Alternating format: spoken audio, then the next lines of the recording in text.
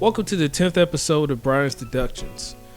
Before we get into the content today, I would like to first thank everybody who has taken the time to click on this video, whether you are new here or you are returning, and so continue to support our videos. So I'd like to ask that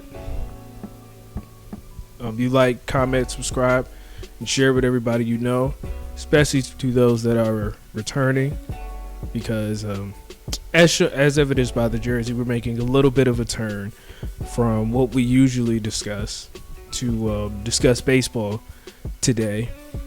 With the winter meetings taking place either later today or potentially already taking place when this video comes out, me, JG, and CT put a list together of the top 15 MLB free agents and trade candidates. We felt that it would be better to combine the two instead of just doing, just free agents. Just free agents, as some people have done. Also, we tried to get them on we tried to do the episode together, but unfortunately there were some scheduling conflicts, so that is the reason why you guys don't see them today. But we're gonna push through. And finally, before we get to the actual list, we wanted to give our honorable mention players as well. So we had Josh Hader, Jorge Polanco, Kevin Kiermaier, Marcus Stroman, Alex Verdugo, and Ha-Seong Kim. With that being said, we'll jump right into the content and start with the top player on the list, who is Shohei Ohtani. So Shohei is coming off a very good season.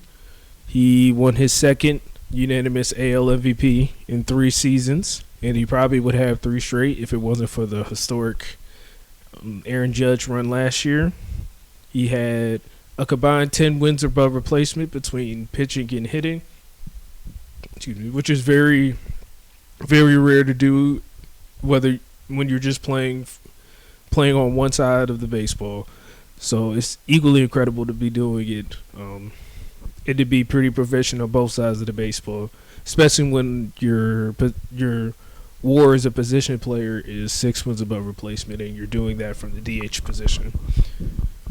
So this is obviously going to be the biggest domino to fall, potentially around the winter meetings. From what we're hearing right now, there's a lot of teams that are still in. The last time we heard, I believe it was the Mets and a couple of other teams that have dropped out of the race. I think the Red Sox were another team, but there were a couple of teams that have dropped out of the race for Ohtani, and they're looking elsewhere.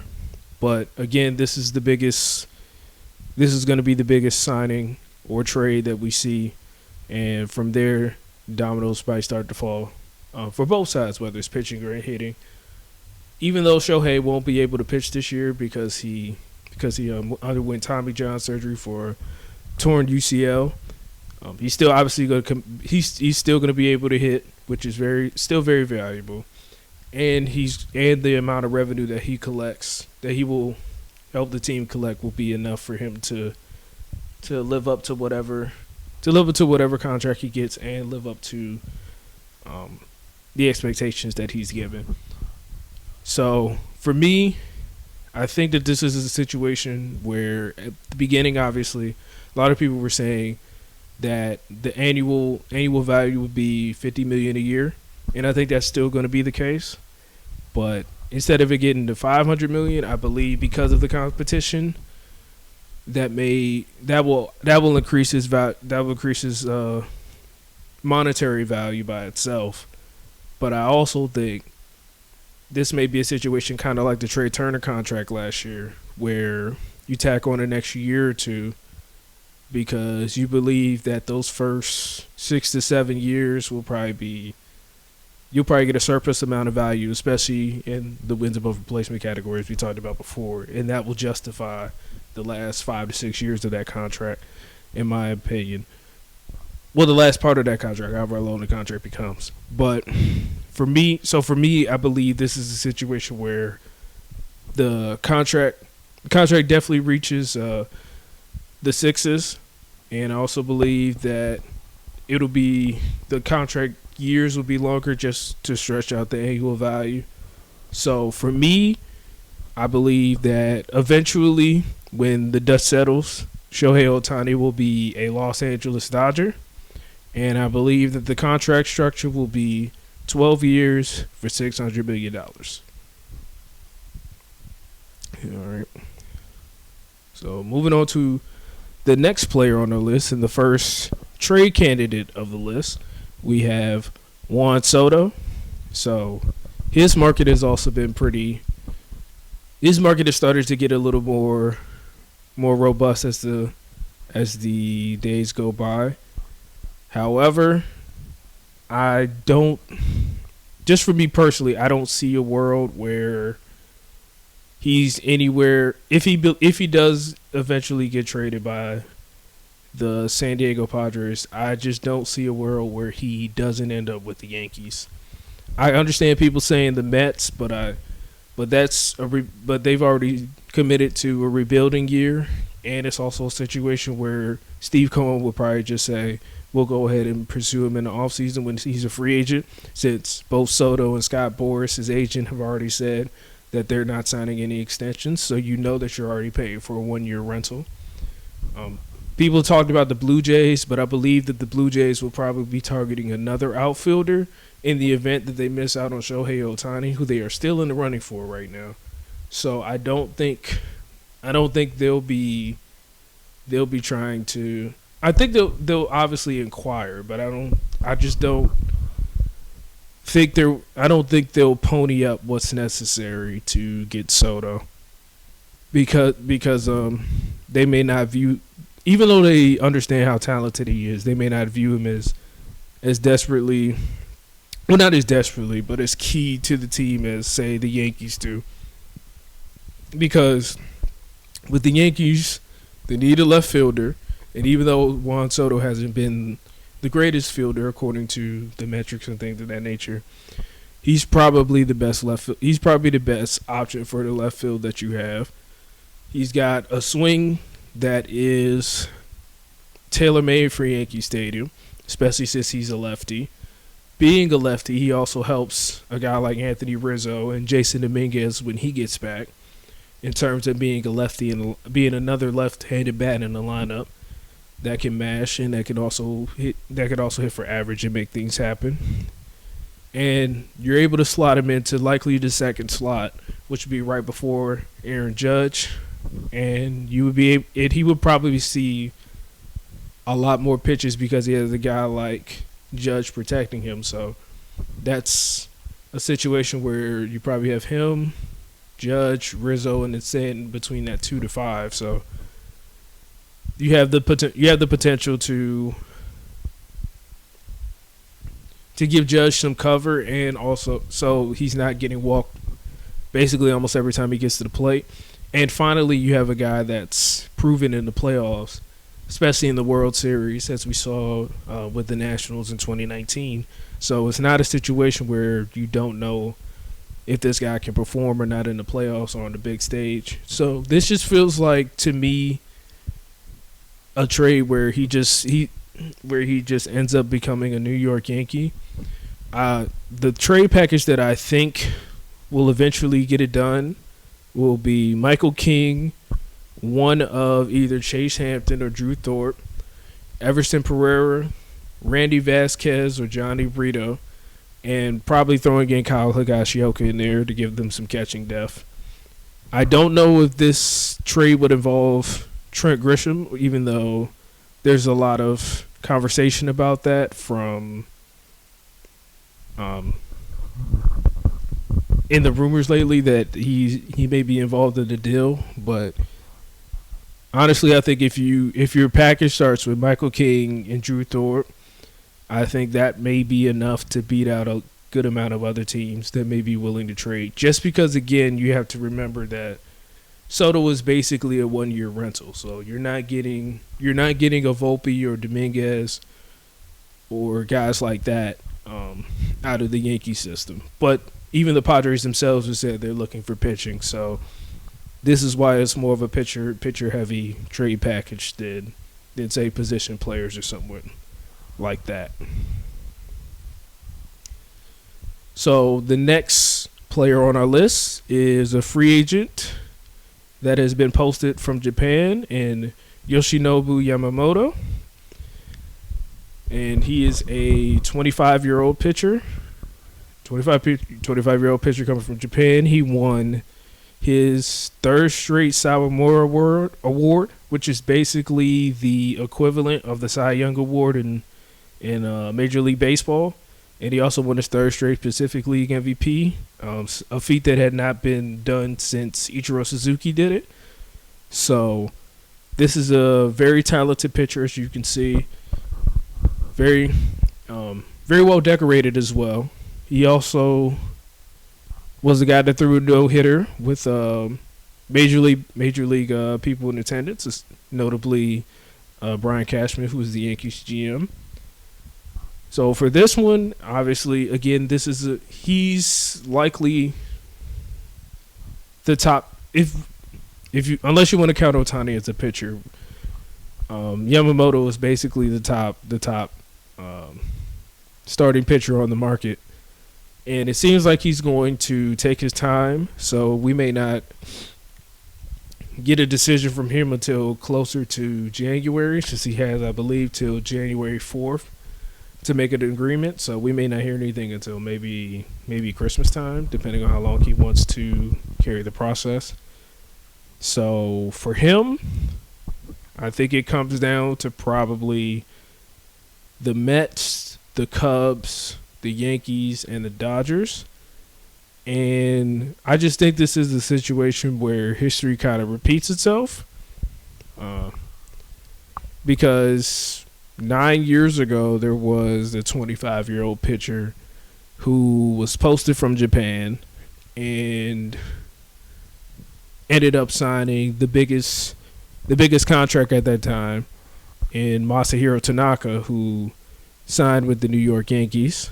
So I believe that this is another situation where Yamamoto ends up signing with the Yankees, because I believe this is a situation where, kind of like Garrett Cole when he became a free agent, I think this is a guy that usually when the Yankees really are in on a player, they usually don't end up losing out on them.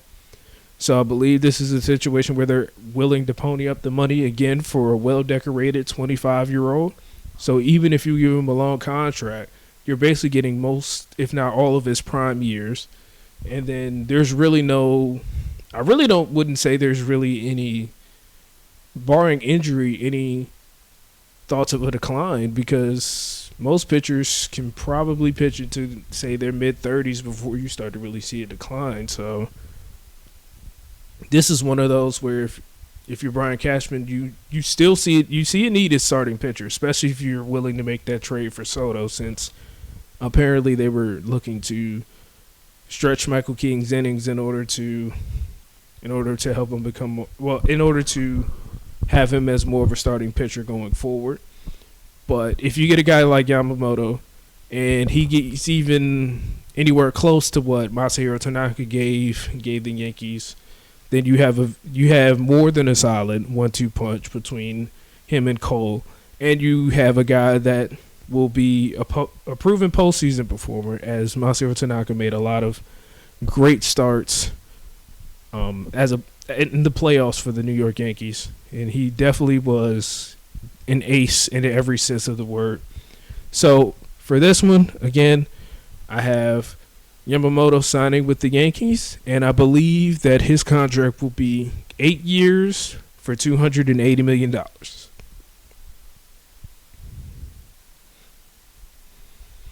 So our next player, another starting pitcher, we have Blake Snell, who just won the 2023 NL Cy Young Award a few weeks ago, and he became the 7th pitcher all-time to win the Cy Young Award in both the National League and the American League. He won it in the American League with the Tampa Bay Rays. So I think for his market, obviously everything will probably, well, not everything, but he will mostly be held up by Yamamoto because most of the top teams are trying to see if they can get him first. And then once that happens, once he finally signs with a team, I think the trickle-down effect will allow Snell to really capitalize on what will become an even more robust market than what it already is. I see this going similarly to the Patrick Corbin. Excuse me.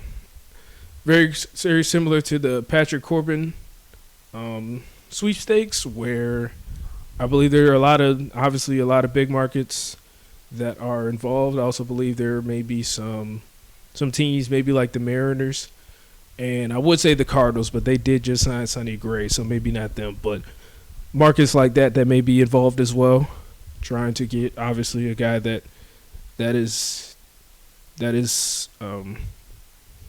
has the potential to be the best pitcher on any night, and has also been proven in the postseason as well, as we saw in the World Series before he got pulled against the Dodgers. So for this one, I think this is a situation where I think it's going to come down more so to years than to money, because I think he'll get something similar to what another player who we'll discuss later in the list ended up getting. So I don't think it's going to be a value thing. I think it's going to come down more to years, kind of like the Patrick Corbin situation. So I think who's ever willing, I think most teams would be comfortable giving him 5 years because he is 30 as of right now. But I think if somebody's willing to give him a 6-year, I think he'll be more than willing to take that. And I think in this situation, I think his familiarity with the American League East division is going to be the reason why it's going to be the determining factor for which team he goes to here. And I think that in this situation, the Boston Red Sox will be the team to make that deal happen. And I believe it'll be for 6 years and $200 million. I believe that it's the Red Sox because I feel like this is the time where Boston feels like they probably need to get a pitcher or two. And I think they'll probably try to get one via free agency and one via trade. So if they're able to get 2 starting pitchers to bolster their rotation, I think they would feel very confident going into next season. Now, there's still some things that they would have to, improve and some things on the margins that they would probably do. But I think if you talk to Boston, they would probably try to say that they would probably say that they want to come out of the offseason with 2 starting pitchers. So getting a guy like Blake Snell, who again is pretty familiar with the American League East, would probably be a slam dunk in their minds and would help them complete, obviously, getting one of those 2 starting pitchers. So the next player on the list is Corbin Burnes.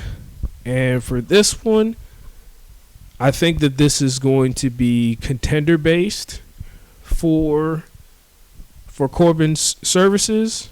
So for me, the 2 teams that it came down to were the Dodgers and the Rangers. Obviously, the Dodgers are going to be very aggressive trying to get some starting pitching after the way their rotation faltered down the stretch, mostly due to injuries, but obviously having top tier talent as pitchers would be helpful.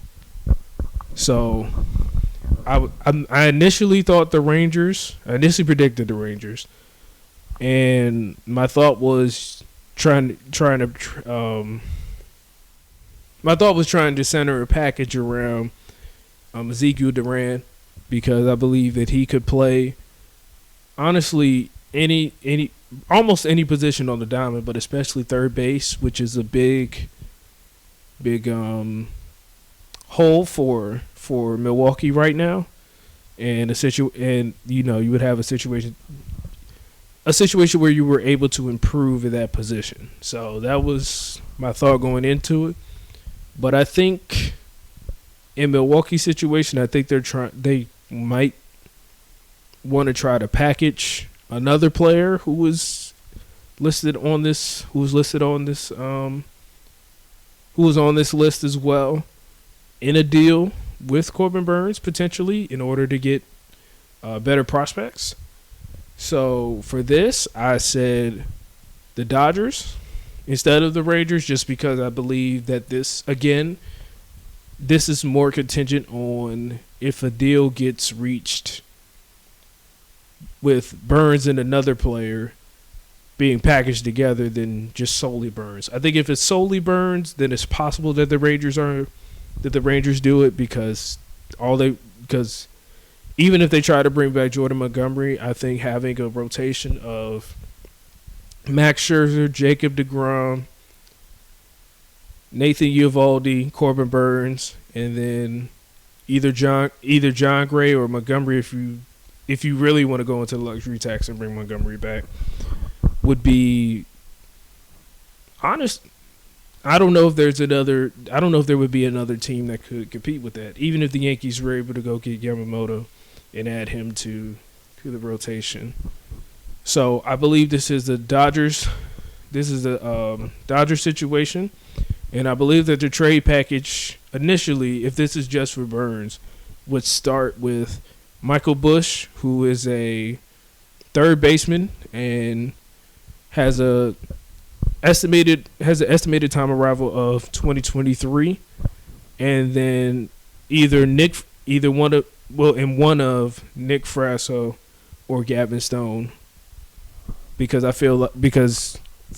it feels like you need to involve a pitching prospect in order to get the trade done. Because again, kind of like Soto, it's not really a rental, so to speak, but I believe this is his last year of arbitration. So it may be a situation where, it's almost treated like a rental, but I think you may be able to work an extension with Burnes potentially. So in this, at least at the start of the trade package, you're able to package your third baseman and the pitching prospect in order to get Burnes. Now it may take more than that, but that's at least the initial start on the trade package. Okay. So now for our next two, we have a pair of Tampa Bay Rays and Randy Arozarena and Tyler Glasnow. So first we'll start with Randy. It was a couple of days ago, I want to say, where at least there were rumors that, not that Arozarena was being shot, but at least that the Rays were considering moving him. Now, it's more likely that Manuel Margot will be moved than Arozarena. But because of the possibility, both JG and I thought that it would be worth putting him on the list. Well, at least ranking him and putting him on the list in the event that he does end up getting moved. So for Arozarena, obviously there's a good amount of teams that could use a good fielder and a power hitter and in the outfield. But I think this is a situation where, as we'll talk about with Tyler Glasnow, I think this is a situation where, at least with Arozarena, a team like the Cubs could really use him, especially if they don't plan on bringing back Cody Bellinger. Because if you get a guy like Arozarena, you're able to move Ian Happ back to center field, which is a position he's been comfortable playing, and then you probably slot Arozarena in the left field, but you have a chance to improve the offense, at least from a power dynamic, and you're able to at least start giving people the idea after the Craig Council's hiring, giving the signal that you're going forward, giving something to support that idea that you're trying to go for, being a playoff and championship contender. So that would be I would have him go into the Cubs. And then for Tyler Glasnow, obviously he has a very robust market as well. I believe that the Cubs are one of the teams that are involved in talking to him. I'm not sure if the Reds are as well. I know there was a report about Glasnow and another pitcher that we will get to in a second that were being talked to, that would be inquired about by the Cubs and the Reds respectively. So I don't know if they were talking about both pitchers or if it was one of those things where it was like the Cubs were talking about Glasnow and the Reds were talking about the other pitcher. But it's a situation where Tyler still has a good amount of suitors as well. And as we said about Blake Snell and Corbin Burnes to a degree, I think that this is a situation where after Yamamoto gets moved, then it starts to give more clarity. Also Ohtani as well, because Ohtani could, depending on where Ohtani goes, that could eliminate some teams, depending on who gets Ohtani. But I think that's a situation where, again, it trickles down and you start to have a little bit more of a market and the Rays can kind of get some more players. But like his teammate before him, I do believe that this is a Cubs move again as well. Because of the message you're trying to send. Two, because Glasnow is that talented of a pitcher to where he could probably come in day one and he probably would be their best pitcher. I think Kyle Hendricks is still on the team, but I think that Tyler would come in right away and be their ace starter. He would also be able to replace Marcus Stroman in the event that he isn't brought back. So the trade package with Arozarena and Glasnow together, I believe that it would start with either one of Kevin Alcantara or Owen Cassey. They're both outfielders, so you would have so for the Rays you would have prospects that would be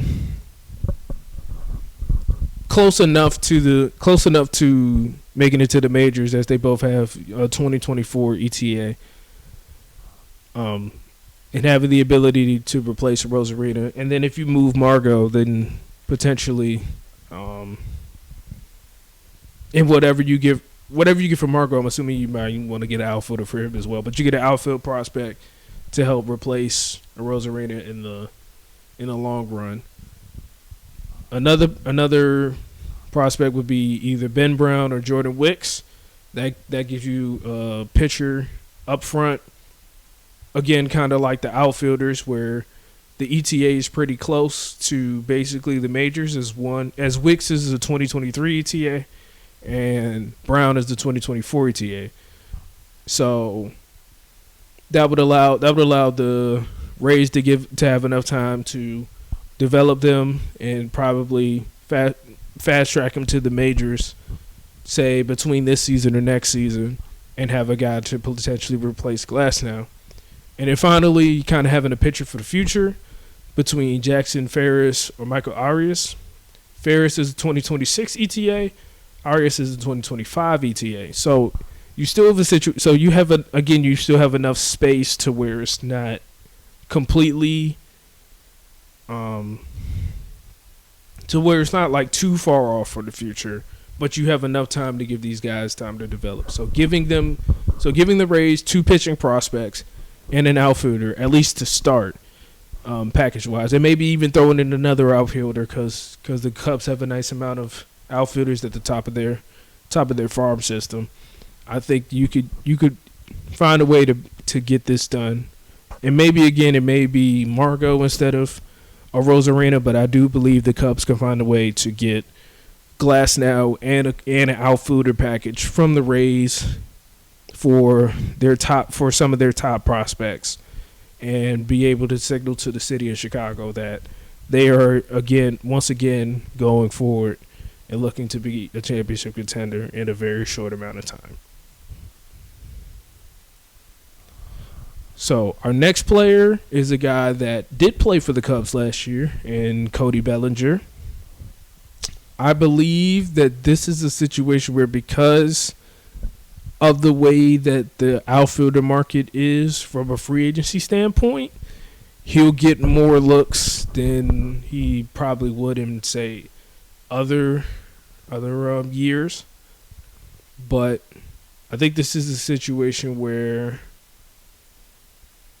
I think this is a situation where a team like Toronto looks at him and says, especially since they're losing a guy like Kevin Kiermaier, they potentially may lose Kevin Kiermaier, especially if they decide to make this move.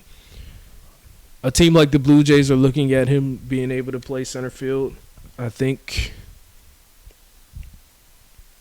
the contact issues are a concern in terms of how hard the ball was hit, if you believe in those metrics. But I think this is a situation where I think for the Blue Jays, I think you see it as an upgrade from Kiermaier, and I think you're willing to pony up that money, especially if you do miss out on Ohtani, and then say you do make a pursuit at Soto and you miss.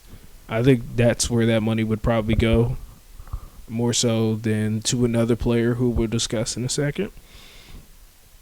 But that's what I think in that matter. So I do have Cody Bellinger signing with the Blue Jays for 6 years and $180 million. So the next player on our list is another pitcher, Shane Bieber, who is currently with the Cleveland Guardians. So for him, I believe in the report as we talked about earlier, he was in the report with Tyler Glasnow. The Cubs and the Reds were having a conversation. We're having conversations about him. And I think that this is a trade right up the Cincinnati Reds alley, especially if the Cubs go and get Glasnow, because it allows them to get a guy that I believe can be your number one or number two, depending on how strong your rotation is. So for him, I think the trade package starts with Connor Phillips or Chase Petty, who are both pitchers, and Ricardo Cabrera or Carlos George, I believe. I apologize if I mispronounced his name, who are both middle infielders. Now, the interesting question in this would be if the Reds would look to trade Jonathan India, because he is considered a trade candidate. He is somebody that I think they are looking to move.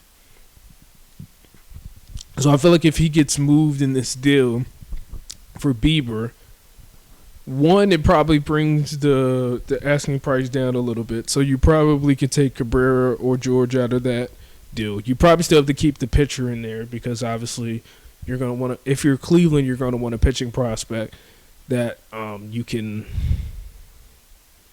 replace for Bieber pretty quickly. So more likely maybe Phillips, because he has the quicker ETA than Petty does. But you're probably still gonna want a pitcher prospect, maybe two, just since you're getting India back, so you may not feel like you need another batter. And then on Cleveland side, obviously, if you get India, you can move Andres Gimenez over to shortstop, and then you can allow India to play second, and your offense probably has a higher ceiling because of the numbers India has produced this year. And I think this is the situation where that just works out perfectly for Cleveland if you're able to get a guy like Jonathan India in the deal. So again, maybe you might. I think this is a situation where maybe you ask for a pitcher prospect or two still, and maybe you don't get someone as high on the prospect list as Connor Phillips or Chase Petty, but you can probably still get somebody pretty good. So that's my thoughts there. But I definitely think Shane Bieber ends up with the Cincinnati Reds by the end of this offseason. So the next guy on our list, who is the 10th player, is Aaron Nola. This was a semi-honorable mention situation, but me and JG both had him on the list. CT would have had him on the list, but he decided that it'd probably be best to keep him off, just because obviously he had signed the deal with the Phillies at the time. So we decided that he would be more of an honorable mention. But this is what we placed him at at 10 because of the way the rankings ended up, the composite rankings. But yeah, congratulations to Aaron Nola on signing that big deal. We saw what he did. He had a probably middle of the pack season, you could say, maybe even subpar, depending on how you feel about Nola expectation wise. But he showed up in the playoffs and he made his presence known. And looking forward to seeing how he continues to look. He's a guy that you could definitely rely on to get you innings every year. And I think he's a guy that, again, kind of like Bieber, has number one or number two potential on any night. Now it helps when you have another guy like Zach Wheeler in your pitching rotation, but yeah, I think this is just a situation where I think Philly understands how close they are, and I think all of the guys there are sensitive too, and they want to be able to stay and make it happen. So now we move to the next guy, another position player now, in Matt Chapman. So this is what we were talking about earlier. I think if it comes down to it, the Blue Jays would probably spend their money on an outfielder instead of bringing Chapman back. If that's a bad idea or not, that's left to be seen. But I think with a guy like Kevon Biggio, I think you could play him at third and still at least be serviceable. So I think that's a situation where I think it's a situation where if the Blue Jays feel like they can get him at the price they want, they'll bring him back. But if not, then he probably will end up somewhere else. So originally I was going to have Matt Chapman predicted for the Arizona Diamondbacks, but then surprisingly they made a trade for Gino Suarez later on. I think it was a couple weeks back at this point, but around the time I was going to predict Matt Chapman to the Diamondbacks, because everybody was talking about how the Diamondbacks could use a third baseman. So getting a guy like Suarez allowed them to fill that hole. So now, obviously, you don't need him there. The Brewers obviously was the thought as well, but because of the idea that Corbin was being traded, and you were getting back either a proven guy that can play third base in Duran from the Rangers, or a prospect in Michael Busch, who could become that guy for the Brewers in the event that obviously they trade him to the Dodgers. That felt like another place where Matt would have been perfect. But again, if that trade happens in the way that I see it potentially happening, that's one less place that needs a third baseman. So at this point, I think it's kind of process of elimination and kind of a situation like we just talked about with Cody Bellinger with the Blue Jays, where the Mariners trade Suarez away, and then they may see Chapman as an upgrade. Now I don't know for sure, and I'm not sure if they're even in talks with trying to get him. But I just feel like if you trade in a guy like Suarez, unless you believe that there is a guy within your system or a guy that you already had playing at third base that would be better, I think this is a situation where you just go and you get the best third baseman on the market. And in this situation, I believe that the Mariners do go ahead and do that. And I also believe that they signed him for the same annual value as Cody Bellinger, but I don't think they give him the 6 year. So I believe that he signs for 5 years and $150 million. So the next player on our list was another guy that made huge strides. Made huge strides over the last couple of years. Spent some time between both the Cardinals and the Rangers this year. And Jordan Montgomery. Also, he was a guy that was very pivotal in the postseason as he was arguably the ace of the staff when it came to the postseason between him and Eovaldi. And yeah, he just stepped his game up big time and he made things happen. I do think this is a situation where where most likely he'll probably just have a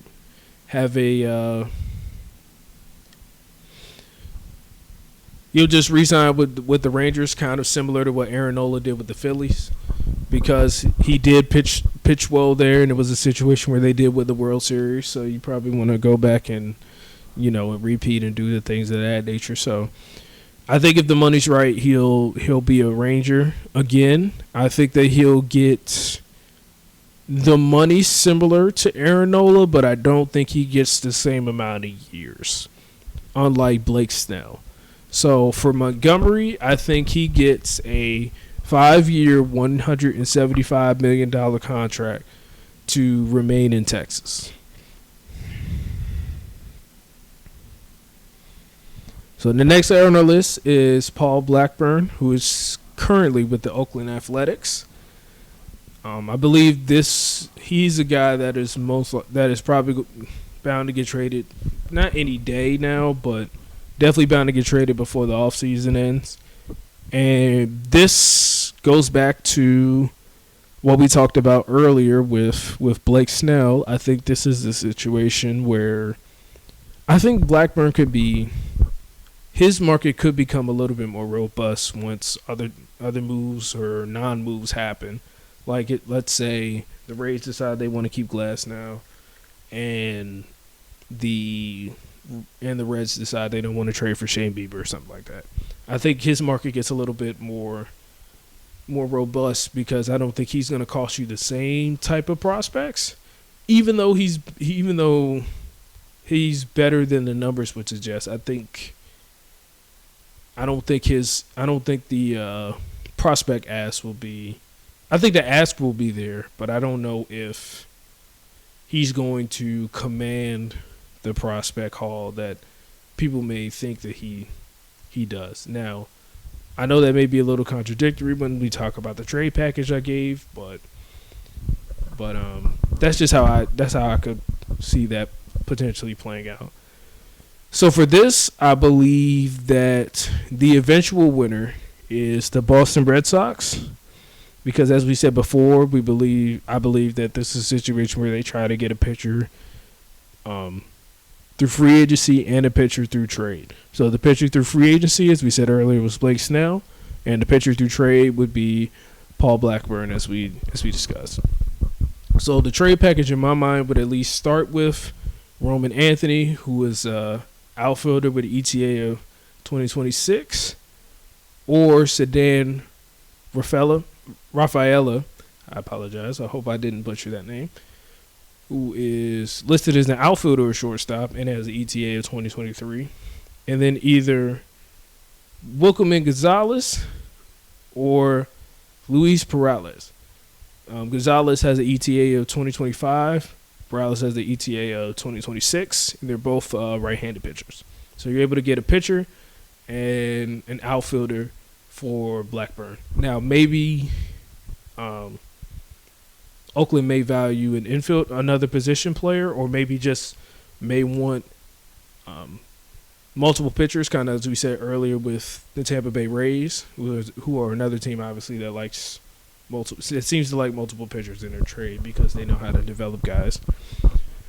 But I think with that kind of start of a package, I think that may be one of the better ones that the A's get. And again, I think that this is one of those on the margins type of moves for the Red Sox, where they go ahead and after you get the big name of Snell, you try to get a guy that's kind of under the radar, considering the other names that are on the trade market with the Biebers, the Glasnows, the Corbin Burnes, and then the next guy that we'll talk about on the list, all being potential trade targets. So I think this just screams Red Sox to me, and I just think that ends up being the move there. So our next guy is Dylan Cease, who is currently on the Chicago White Sox. For this, I originally had him on the Dodgers because, as I said earlier, I had Corbin Burnes going to the Rangers before I made that switch. But I think with the Dodgers making the move for Burnes already, I think it opens the pathway for another NL contender to grab him, and I think that NL contender ends up being the Atlanta Braves. Now, I think their trade package starts with Vaughn Grissom and any of the top 7 prospects listed on the MLB on MLB.com right now, who are all right-handed pitchers. So I believe Grissom is obviously the biggest part of this deal, as he was a top prospect at one point, and I don't really know if he has a spot with Atlanta just because of how the infield is set up. I don't know if there's anywhere for him to break in. So he'd have a much easier time, obviously, in Chicago, considering that it doesn't seem like they're going to bring back Tim Anderson. I could be wrong, but that may be a situation where you just see Vaughn Grissom as a cheaper option and possibly maybe even a better player at this point, depending on how you project the trajectory for Tim Anderson. So that will work well for Chicago, and then obviously you get the pitching prospects for a guy that is a season removed from having a 6+ wins above replacement season. So on the Brave side, obviously you get a guy like that. You believe that you could probably get him back to that position. And with guys like Spencer Strider and Max Fried, there may not be as much pressure on Cease to be the guy, even though he's capable of being the guy because he has the stuff, and again, he has the production to show that he could be that guy. So for this one, I believe, again, Atlanta Braves get him, and I believe that this is a situation where it's not as much competition for him just because of the previous moves that we talked about earlier. And finally, the 15th player on the list, we have Willy Adames, who is also on the Brewers, along with Corbin Burnes. So this is what I was alluding to earlier with the Burnes package. I believe that if Adames is included in the deal, you want to add either an outfielder or a middle infielder, maybe even both, depending on how the Brewers view the Dodgers prospects. But I think if you go outfield, it's probably either Andy Pages, who is the ETA of 2023, or Josue De Paula, who is 2026. I hope I didn't butcher his name. I apologize if I did. Middle, and if you wanted to go with a middle infielder, you could either go Orbe Vivas, who is a second baseman or third baseman, who could play second or third base, and his ETA is 2024. Or you could go Joandrew Vargas, who is a shortstop, with an ETA of 2028. So you have somebody who you can take your time developing if necessary. Again, if I butchered either of the middle infielders' names, I apologize. But I think that would be the move there. Getting a guy like Adames in the deal with Burnes would be huge because then they would have a solidified shortstop. Gavin Lux is nothing to sneeze at. Chris Taylor's nothing to sneeze at, anything like that. But if you have Willy Adames, you have a guy that is certified. That is your certified shortstop that will be there every day. No questions asked. So he helps solidify the infield a lot more if you're able to get him. So I believe this is a situation where he is included as well, and they're able to find something, and they're able to make the deal happen. So it'll definitely be interesting to see where these players end up, or if these players just end up staying with their regular team. Especially, from the trade candidate standpoint, if they end up staying with their regular teams. So that was obviously the list. Those were the predictions. We'll definitely check to see what happens. We'll probably even give a recap once the big deals are made and once the trades happen and things of that nature. If you want to see more baseball content, again, please like, subscribe. Feel free to comment on any of the predictions, whether you think I'm right or I'm wrong in these situations, or where you think they might end up. And also share with others, because I understand that at least for those that are returning, this isn't the usual thing to be talking about.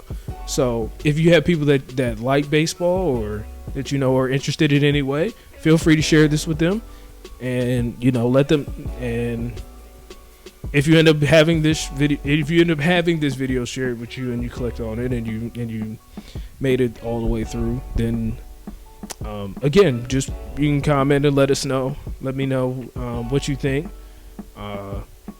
on all the predictions and all the trade packages or the contract structures, whatever you guys believe, whatever you guys feel the need to comment on. This has been another episode of Brian's Deductions. I'd like to thank everybody for tuning in, and stay tuned for the next play.